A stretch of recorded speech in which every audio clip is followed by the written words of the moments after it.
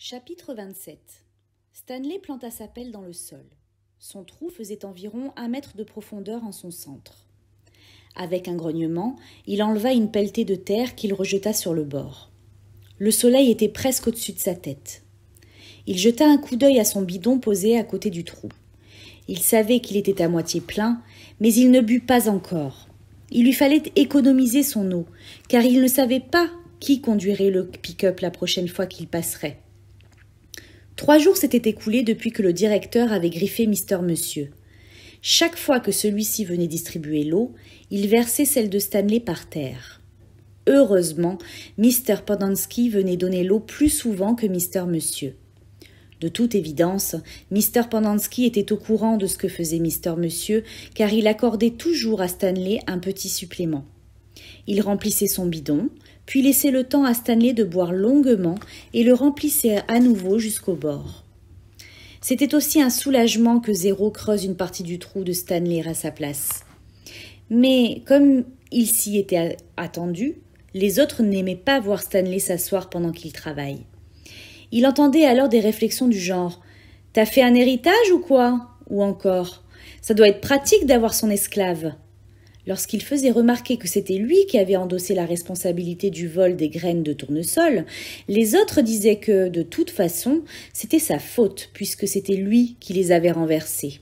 « J'ai risqué ma vie pour ces graines, » avait dit Aimant, « et tout ce que j'ai eu, c'est une petite poignée de rien du tout. » Stanley avait également essayé d'expliquer qu'il lui fallait économiser son énergie pour pouvoir apprendre à lire à Zéro, mais les autres s'étaient moqués de lui. « Toujours la même vieille histoire, Essel, » dit un jour X-Ray. « Le blanc reste assis pendant que le noir fait tout le boulot.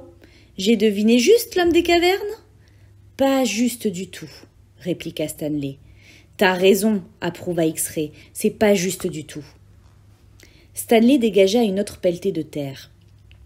Il savait que X-Ray n'aurait pas du tout dit la même chose si c'était lui qui avait appris à lire à Zéro.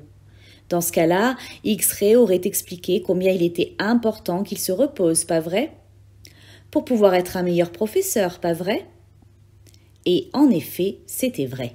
Il avait véritablement besoin de ménager ses forces pour être un meilleur professeur, bien que Zéro fût un élève doué. Parfois, Stanley espérait que le directeur les espionnait avec ses caméras et ses micros secrets, comme ça, elle s'apercevrait que Zéro n'était pas aussi stupide que les autres le pensaient. Il aperçut le nuage de poussière qui s'approchait en traversant le lac. Il but de l'eau et attendit de voir qui conduisait le camion. Le visage de Mister Monsieur n'était plus enflé à présent, mais il était encore un peu bouffi. Il avait eu 3 estafilades sur sa joue. 2 d'entre elles étaient estompées, mais celle du milieu avait dû être la plus profonde, car elle était toujours visible. Elle formait une ligne brisée violette qui partait de sous son œil gauche et descendait jusqu'au dessous de sa bouche, comme si on lui avait fait un tatouage en forme de cicatrice.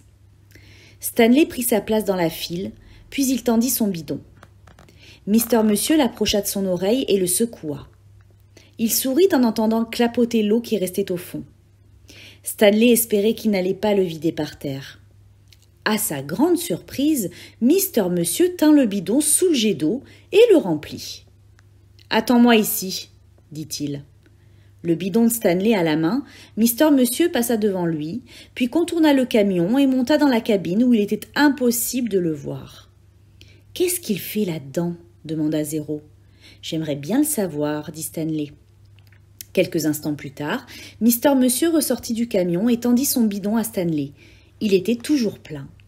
« Merci, Mister Monsieur. » Mister Monsieur lui sourit. « Qu'est-ce que tu attends » demanda-t-il. « Bois » Il enfourna quelques graines de tournesol dans sa bouche, les mâcha et recracha les écorces. Stanley avait peur de boire. Il n'osait pas imaginer quelles immondices Mister Monsieur avait pu verser dans son eau. Il retourna à son trou et posa le bidon par terre. Pendant longtemps, il le laissa là, sans y toucher, et continua à creuser. Puis, quand sa soif devint presque insupportable, il dévissa le bouchon du bidon et le vida entièrement par terre. Il avait trop peur qu'en attendant quelques secondes de plus, il n'ait plus la force de résister et boive de l'eau du bidon. Après que Stanley eut enseigné à Zéro les 6 dernières lettres de l'alphabet, il lui apprit à écrire son prénom. Z majuscule et R, O. 0 écrivit les lettres dans l'ordre que Stanley lui indiquait. 0, dit-il en regardant sa feuille de papier. Son sourire était trop large pour son visage. Stanley le regarda écrire inlassablement son nom. 0, 0, 0, 0, 0, 0, 0. D'une certaine manière, il en éprouvait de la tristesse. Il ne pouvait s'empêcher de penser que 100 fois 0 était toujours égal à 0. « Tu sais, je ne m'appelle pas vraiment comme ça, » dit 0 alors qu'il se dirigeait vers la salle de destruction pour aller dîner. « Ouais, je m'en doutais, » répondit Stanley. En fait, il n'en avait jamais été sûr. « Tout le monde m'a toujours appelé 0, même avant que j'arrive ici. »« Ah bon ? Mon vrai nom, c'est Hector. »« Hector, » répéta Stanley. « Hector Zeroni. »